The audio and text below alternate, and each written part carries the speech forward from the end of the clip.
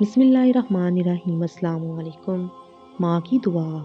حضرت موسیٰ علیہ الصلوۃ والسلام نے ایک دفعہ اللہ تعالیٰ سے پوچھا کہ جنت میں میرے ساتھ کون ہوگا؟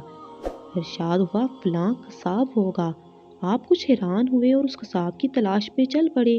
وہاں دیکھا تو ایک قصاب اپنی دکان میں گوشت بیچنے میں مصروف تھا۔ اپنا کاروبار ختم کر کے اس نے گوشت کا ایک ٹکڑا کپڑے میں لپیٹا اور گھر کی طرف روانہ ہو گیا۔ حضرت موسیٰ علیہ الصلوۃ والسلام نے اس قصائی کے گھر کے بارے میں مزید کچھ جاننے کے لیے بطور مہمان گھر چلنے کی اجازت چاہی۔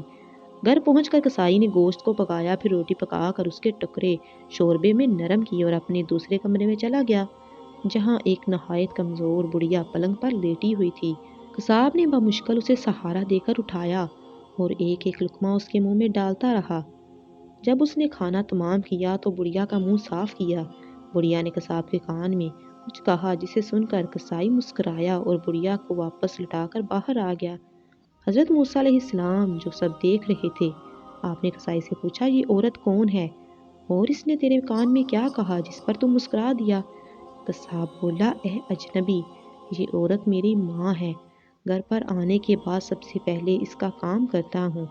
یہ روز خوش ہو کر مجھے دعا دیتی ہے کہ اللہ تجھے جنت میں حضرت موسیٰ علیہ الصلوۃ والسلام کے ساتھ رکھے، جس پر میں مسکرا دیتا ہوں کہ بھلا میں کہاں اور موسیٰ کلیم اللہ کہاں۔ سبحان اللہ۔